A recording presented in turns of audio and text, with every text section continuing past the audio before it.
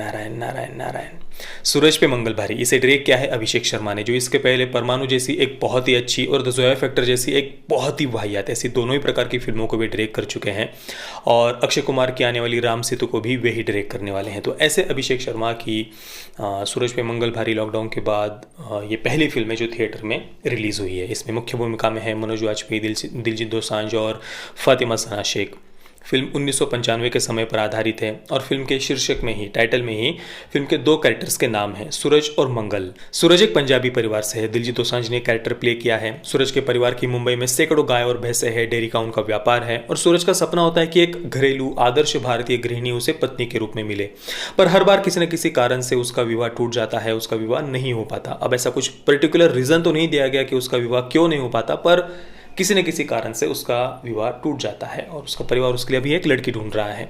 दूसरा कैरेक्टर है मंगल का, जिसका पूरा नाम है मधुमंगल राणे। ये कैरेक्टर मनोज वाजपेयी ने प्ले किया है। मंगल एक वेडिंग डिटेक्टिव है और सब उसे वेडिंग डिस्ट्रॉयर कहते हैं, क्योंकि वो बस शादियां तोड़ने का ही काम करता है। लड़की वालों के लिए लड़कों का चरित्र कैसा है इसकी वो जासूसी करता है और हर लड़के में कोई ना कोई कमी निकली जाती है। कोई शराबी है, कोई जुआरी है, कोई लड़कीबाज है, किसी में ये सारे के सारे दुर्गुण है। तो इस प्रकार से वो लड़कों का चरित्र कैसा है ये लड़की वालों को बताता है और इसलिए वो अभी तक 50 के करीब शादियां तोड़ चुका है। मंगल एक मराठी परिवार से है और उसका पहला प्यार था काव्या गोडबोले। गोडबोले काव्या के अभी के पति का सरनेम है। तो काव्या दूसरी जाति से थी, मंगल मराठी परिवार से है, इसलिए उनकी शादी नहीं हो पाती है और फिर काव्या को एक ऐसे आदमी से शादी करनी पड़ती है अरेंज मैरिज के द्वारा, जिसे फिल्म में विचित्र कहा गया है, वियर्ड कहा गया है। इस विचित्र पति का कैरेक्टर निभाया है विजय राज ने। अब उस काव्या के पति को विचित्र, वियर्ड दिखाने के लिए फिल्म में उसे क्या कहते हैं, माइसोफोबिक, ओसीडी से ग्रसित उसे दिखाया है। हर चीज़ उसे बिल्कुल ऑर्गेनाइज्ड लाइन लेवल में रखी हुई दिखनी चाहिए, साफ सुथरी दिखनी चाहिए, कहीं गंदगी हो या कोई भी चीज़ थोड़ी सी एक सीधी रेखा में, लाइन लेवल में ऑर्गेनाइज्ड नहीं हो तो वो बहुत परेशान हो जाता है। यानी मानसिक रूप से उसे थोड़ा सा अस्थिर दिखाया है। उसकी एक प्रकार की मानसिक बीमारी से उसे ग्रसित दिखाया है और फिल्म में इस कैरेक्टर का बहुत मजाक भी उड़ाया गया है। अब देखिए, यही बॉलीवुड फिर हमें ज्ञान देता रहता है समय समय पर हमेशा कि भाई मानसिक रोगों को बहुत सीरियस लेना चाहिए, इसका मजाक नहीं उड़ाया जाना चाहिए, इसको हल्के में नहीं लेना चाहिए, फोबिया को बहुत सीरियस लेना चाहिए, ये फोबिया वो फोबिया वगैरह वगैरह, इस प्रकार का बॉलीवुड हमें ज्ञान देता रहता है। पर यही बॉलीवुड अपनी फिल्मों में यही सब करता है। जो मानसिक रोग है या कोई मानसिक रूप से अस्थिर है, उनका मजाक उड़ाता रहता है, उन कैरेक्टर्स को वियर्ड, विचित्र वगैरह कहता रहता है। तो मंगल की काव्य के साथ में शादी नहीं हो पाती है और काव्य की शादी ऐसे व्यक्ति के साथ में होती है जिसे फिल्म में विचित्र, वियर्ड कहा गया है और इस वजह से गुस्से में अभी मंगल सबकी शादियां तोड़ता रहता है। उसने एक प्रण लिया है कि भाई मैं किसी भी लड़की की किसी गलत लड़के के साथ में शादी नहीं होने दूंगा। इसके बाद फिल्म का अगला बड़ा कैरेक्टर है मंगल की बहन तुलसी राणे का। ये कैरेक्टर फातिमा सना शेख ने प्ले किया है। तुलसी घर में साड़ी, सलवार, कुर्ता, इस प्रकार का भारतीय परिधान पहनती है और मंगल को अपनी बहन पर बहुत गर्व है। वो अपनी बहन तुलसी को एक आदर्श भारतीय नारी मानता है, बहुत संस्कारी वो उसे मानता है। पर तुलसी अपने भाई से छुपकर रात को बच्चों को कोचिंग पढ़ाने का झूठ बोलकर रात को वो पब में जाती है और वहाँ पर छोटे छोटे वेस्टर्न कपड़े पहनकर वो डीजे बनना सीख रही है। कुछ भारत की पहली फीमेल डीजे वगैरह उसे बताया गया है।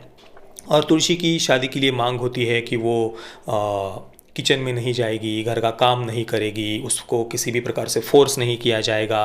शादी के बाद भी वो डीजे का अपना ये काम करती रहेगी, पब में वगैरह जाती रहेगी। ये उसकी शादी के लिए मांग है।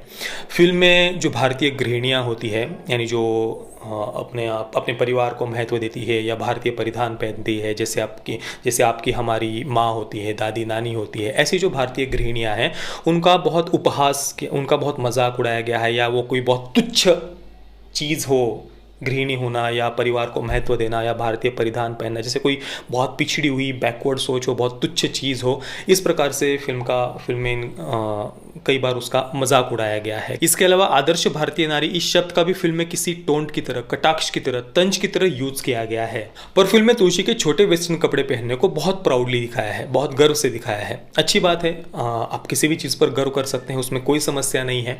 पर मेरी दृष्टि में सही मायने में अगर सम्मान का पात्र कोई है, अगर किसी पर हमें गर्व करना चाहिए तो वो उन गृहिणियों पर करना चाहिए जो हम में संस्कारों के बीज बोती है, जो फूहड़ता को छोड़कर परिवार को महत्व देती है, जैसे हमारी दादी नानी माँ वगैरह होती है, वो महिलाएं सही मायने में ज़्यादा सम्मान की पात्र हैं। बस मॉडर्न कपड़े पहनना मतलब कोई बहुत बड़ा तीर मार दिया हो, ठीक है आपने पहन लिए मॉडर्न वेस्टर्न कपड़े, तो उसमें कौन सी बड़ी बात है, कपड़े ही तो है ना, वो कपड़ों से थोड़ी ना किसी की समझदारी कम या ज़्यादा हो जाती है। अब इसके बाद फिल्म में आगे क्या होगा वो तो आप समझ ही गए होंगे। सूरज और तुलसी की प्रेम कहानी दिखाई है और ऑब्वियसली तुलसी का भाई मंगल इसका विरोध करेगा। फिल्म के फर्स्ट हाफ तक सूरज और मंगल एक दूसरे के दुश्मन बन जाते हैं और फिर सेकंड हाफ में उन दोनों के बीच की खींचातानी दिखाई है। फर्स्ट हाफ तक तो हम जिस तैसे करके फिल्म को झेल लेते हैं, पर सेकंड हाफ के बाद में ये जो सूरज और मंगल के बीच की खींचातानी दिखाई है, जो फिल्म का नाम भी है सूरज पर मंगल भारी, यानी ये इसी बात पर उनको फिल्म में शायद ज़्यादा फोकस करना था, सूरज और मंगल के बीच की इस खींचातानी पर वो पार्ट जो सेकंड हाफ में है वो बिल्कुल असहनीय था। यानी सूरज को तुलसी के जीवन से दूर करने के लिए, उसको रिजेक्ट करने के लिए मंगल जो भी कुछ करता है ना, उसमें कोई सेंस ही नहीं था। और सबसे विचित्र बात तो मुझे वो लगी जहाँ पर मंगल अपनी बहन तुलसी के लिए एक गवर्नमेंट एम्प्लॉय को ढूंढ कर लाता है शादी के लिए।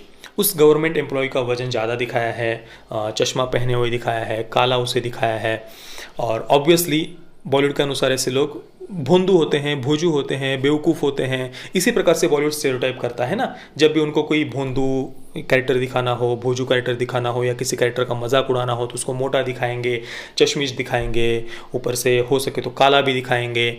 इसी प्रकार से बॉलीवुड स्टेरियोटाइप करता है। तो यहाँ पर भी वो जो गवर्नमेंट एम्प्लॉई है उसे बिल्कुल वो तुलसी को देखकर लार टपकाते रहता है। तुलसी के भाई के ही सामने नहीं, मंगल के सामने वो उसको क्या माल है, तुम्हारी वजह से क्या माल मिल गया मुझे, वगैरह वगैरह बातें कहता है। पर फिर भी मंगल सब सुन लेता है ये सब बातें और फिर भी वो अपनी बहन की शादी उसके साथ करवाना चाहता है। कुल मिलाकर ये फिल्म अपने आप में ही कंफ्यूज्ड है। वो क्या दिखाना चाहती है वो खुद ही समझ नहीं पाती।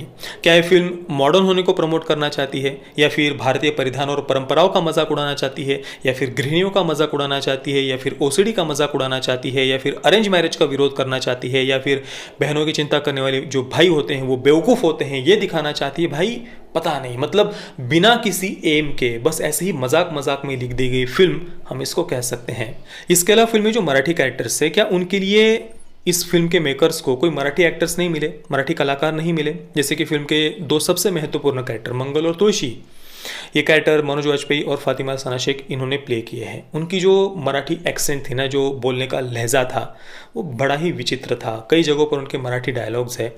और क्या इन पात्रों के लिए आपको कोई मराठी कलाकार नहीं मिले? बॉलीवुड महाराष्ट्र में काम करता है, महाराष्ट्र मुंबई में, पर फिर भी अगर हम देखें तो ज़्यादातर जो बॉलीवुड की फिल्में होती है उनमें जो ऐसे महत्वपूर्ण मराठी कैरेक्टर्स होते हैं उनमें ज़्यादातर समय मराठी कलाकारों को नहीं लिया जाता। बहुत कम कहीं पर हमें मराठी कलाकार देखने को मिलते हैं। कुल मिलाकर इस फिल्म को तो घर पर बैठकर ओटीटी पर देखना भी सरदर्द है। मैं सूरज पे मंगल भारी को दूंगा 3/10 स्टार्स। पेरेंटल गाइडेंस की बात करें तो फिल्म में कोई सेक्स और न्यूडिटी नहीं थी, कोई वायलेंस नहीं है, कोई गाली गलौज भी फिल्म में नहीं थी। यूए सर्टिफिकेट मिला हुआ है सेंसर बोर्ड की तरफ से इस फिल्म को। तो अगर आपको देखना ही है तो देख सकते हैं, आप चाहते हैं तो परिवार के साथ में। बाकी आपने अगर इस फिल्म को देखा है तो आपका एक्सपीरियंस कैसा रहा मुझे आप नीचे कमेंट में ज़रूर बताइए। जय श्री राम, वंदे मातरम।